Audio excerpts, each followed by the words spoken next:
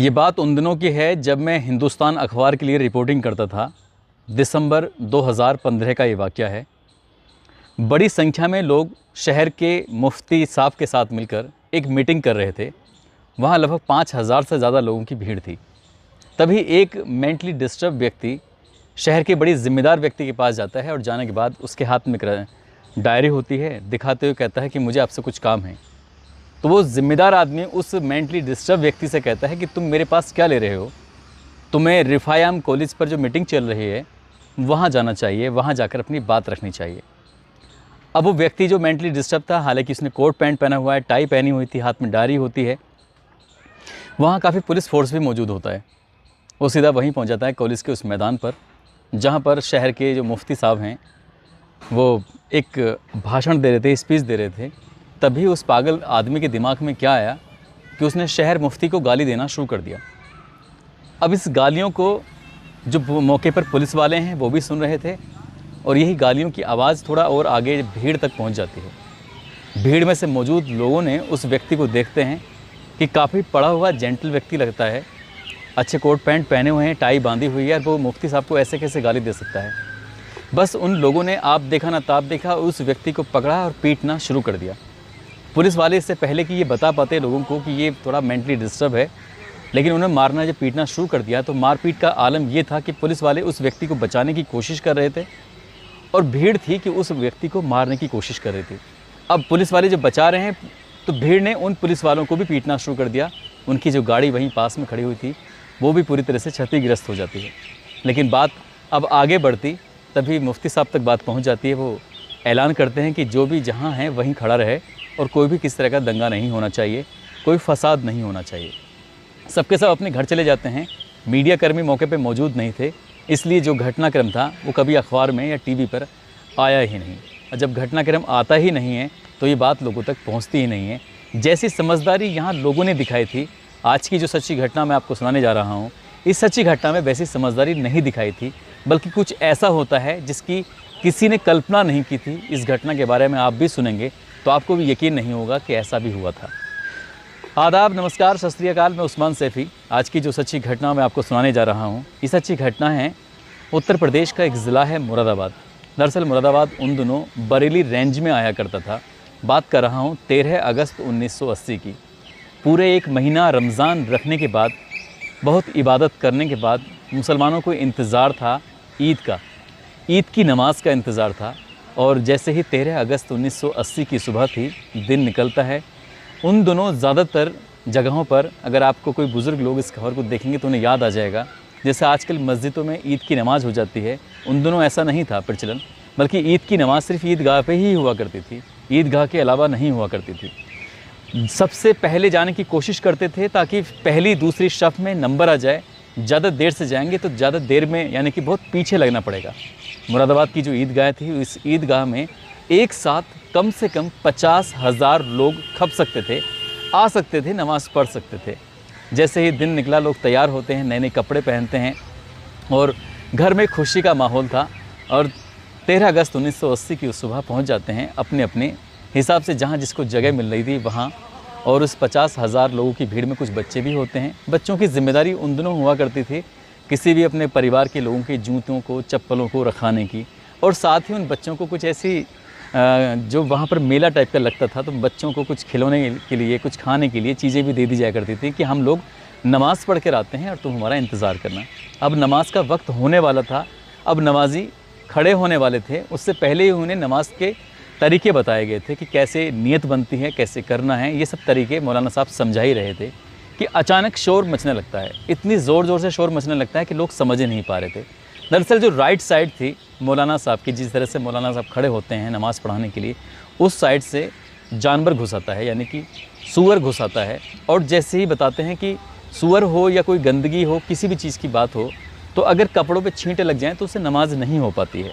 इसीलिए जैसे ही सूअर ने उस रो में घुसने की कोशिश की, पहली या दूसरी सफ़ के उसमें आने की कोशिश की, तो लोगों ने उसे बजाय डांटने के, उसे बजाय भगाने के, बस अपने कपड़ों को बचाने की कोशिश की कि हमारे कपड़े यदि गंदे हो जाएंगे तो हमारी ये जो ईद है, ईद की नमाज़ है, वो ईद की नमाज़ हो नहीं पाएगी। इसलिए उन्होंने अपने आप को बचाना सुरक्षित समझा और जैसे जैसे वो जानवर आगे बढ़ रहा था वैसे वैसे लोग पीछे हट रहे थे और हटते हटते वो जानवर कुछ आगे तक बढ़ जाता है, इतना आगे तक बढ़ जाता है कि जहाँ से उसका लौटना बहुत मुश्किल हो रहा था।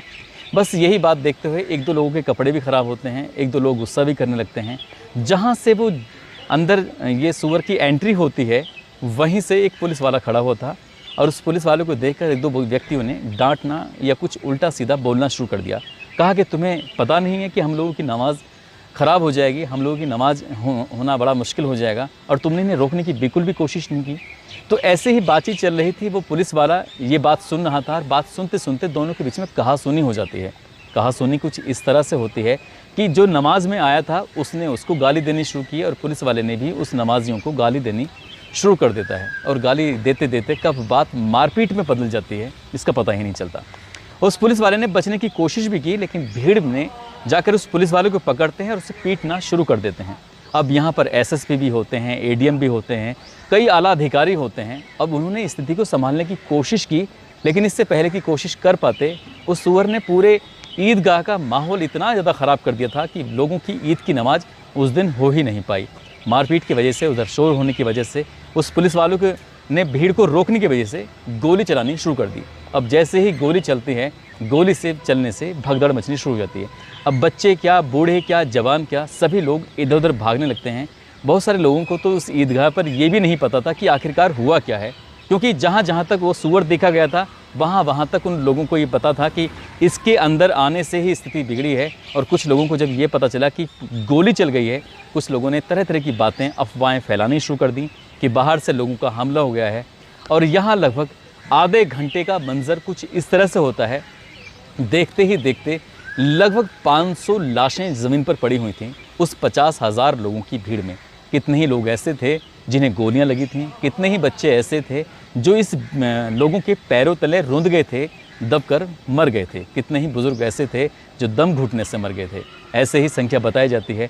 इसका ऑफिशियल रिकॉर्ड तो नहीं है लेकिन टाइम्स ऑफ इंडिया ने जब अपनी रिपोर्टिंग की तो उसमें 284 लोगों का हवाला दिया था कि अधिक लगभग 284 लोगों की इसमें मौत हुई थी। कुछ लोगों के पैरों के से नीचे कुचलने से, भगदड़ की वजह से, तो कुछ गोलियां चलने की वजह से, जो पुलिस वाले होते हैं। लेकिन इसी बीच में गोली चलने की जो वजह और पैदा होती है ये बताया जाता है, जो उस दौरान चश्मदीद लोग होते हैं कि वहाँ पर एडीएम साहब होते हैं, अतिरिक्त जिला मजिस्ट्रेट एडीएम साहब, जिनका नाम होता है डीपी सिंह। अब डीपी सिंह भी उसी भीड़ का हिस्सा थे। ऐसा लग रहा था लोगों को देखकर, जो कम पढ़े लिखे लोग थे, कि शायद इस व्यक्ति का भी कुछ ना कुछ रोल रहा होगा। पुलिस वाले तो खैर अपने आप को बचा पाए लेकिन वो एडीएम साहब अपने आप को बचा नहीं पाए। भीड़ ने उन्हें पकड़ के खींच लिया। पुलिस वाले उन्हें बचा पाते। कुछ देर बाद पता चलता है कि एडीएम साहब के भी उसी घटनास्थल पर पीट कर हत्या कर दी गई थी, वो भी मारे जाते हैं। कई पुलिस वाले भी इसमें हताहत होते हैं।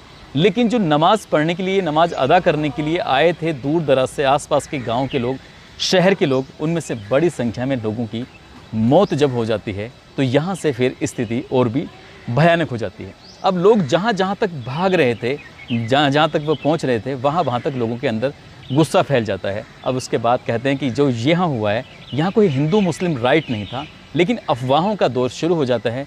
रास्ते में जो मिल रहा था उसके साथ मारपीट शुरू हो जाती है। उन दोनों एसएसपी थे धर्मवीर मेहता, वो समझ नहीं पा रहे थे कि आखिरकार करें तो क्या करें। एडीएम साहब की हत्या हो ही चुकी थी और स्थिति बिगड़ती चली जाती है। जैसे जैसे लोग शहरों में जा रहे थे, अभी कुछ ही देर पहले खुशी का माहौल था, लोगों की ये ख्वाहिश थी कि ईद की नमाज़ अदा करेंगे, एक दूसरे से गले मिलेंगे, अपने घर पहुंचेंगे और शीर और बाकी जो मेवा मिष्ठान बनाए जाते हैं ईद के अवसर पर, लोगों को अपने घर बुलाया जाता है, वो मिलने मिलाने का दौर तो पूरी तरह से ख़त्म हो चुका था। बात लखनऊ तक पहुंचती है। लखनऊ में मुख्यमंत्री थे, कांग्रेस की सरकार थी, बीपी सिंह तक बात पहुंचती है। पर वो राजधानी देश की बात करते हैं, दिल्ली में उन दोनों प्रधानमंत्री थी इंदिरा गांधी जी तक बात पहुंचती है। इंदिरा गांधी जी भी इस घटना को लेकर इतना ज़्यादा परेशान हो जाती हैं। लेकिन यहाँ पर जो हो रहा था वो अभी शुरुआत थी, इससे ज़्यादा कहते हैं कि और भयानक होने वाला था। अब पुलिस वालों ने भी शायद अपना जो रुद्र रूप था, जो एक यहाँ पर पुलिस और प्रशासन की एक ईमानदार वाली छवि होनी चाहिए थी, जो उसमें काम करने का सही तरीका होना चाहिए था, वो किया ही नहीं। यही कारण था कि 500 से ज़्यादा लोगों की मौत हो चुकी थी। और उसके बाद फिर शहर में कर्फ्यू लग जाता है। लोग बताते हैं उन दिनों की जब कर्फ्यू लगा था तो लगभग 3 महीने तक दिन और रात का कर्फ्यू लगा था, कोई व्यक्ति अपने घर से निकल नहीं सकता था। आप सहज ही अंदाज़ा लगा सकते हैं कि अब जब कर्फ्यू लगता है तो कर्फ्यू किसी जाति, किसी धर्म, किसी को विशेष को देखकर नहीं लगता, बल्कि जो भी उस कर्फ्यू की जद में आता है, अब उसके घर में चाहे खाने को हो या नहीं हो, उसके बच्चे स्कूल जाएं या नहीं जाएं, उसके पास सुख सुविधाएं हो या नहीं हो, इससे कोई फ़र्क नहीं पड़ता और जो जहां होता है उसे वहीं रोक दिया जाता है। 3 महीने का दिन रात का कर्फ्यू था और अगले 6 महीने तक रात का कर्फ्यू था। लोगों ने किस तरह की परेशानी, किस तरह की समस्याएं झेली होंगी, लेकिन अफवाहों के साथ साथ ये भी बताया जाता है कि सितंबर 1980 की ये बात है। इसी बीच में 2-3 दिन के अंतराल में लगभग 14 लोगों की, अलग अलग समुदाय के, अलग अलग धर्मों के लोगों की चाकुओं से गोदकर हत्या कर दी गई थी। बताया जाता है कि ये 13 अगस्त 1980 को जो मुरादाबाद ईदगाह पे हुआ था, ये उसी का बदला था या जो भी था, लेकिन उसमें 14 ऐसे बेकसूर लोग मारे जाते हैं। उसमें बताया जाता है कि पुलिस वालों ने यदि अपना ईमानदारी से काम किया होता तो इन 14 लोगों की कभी हत्या नहीं होती। बात मुरादाबाद तक नहीं सिमटती, बल्कि मुरादाबाद के आसपास जो शहर थे, आसपास जो इलाके थे, वहाँ तक बात पहुँच जाती है। अलीगढ़ में भी इसके बाद शायद दंगा होता है, वहाँ भी लोगों को काफ़ी दिक्कतें, परेशानी उठानी पड़ती हैं। अब इस मामले की जांच करने के लिए मांग की गई, मुस्लिम नेताओं ने भी मांग की और शहर के बड़े जिम्मेदार लोगों ने भी मांग की। तब इलाहाबाद उच्च न्यायालय के न्यायाधीश थे MP सक्सेना। उन्होंने इस मामले की पूरी ईमानदारी के साथ जांच करने की कोशिश की थी और जांच करने के बाद जब सरकार को अपनी रिपोर्ट सौंपी तो सरकार ने अगले 17 सालों तक इस मामले में कोई कार्रवाई नहीं की थी।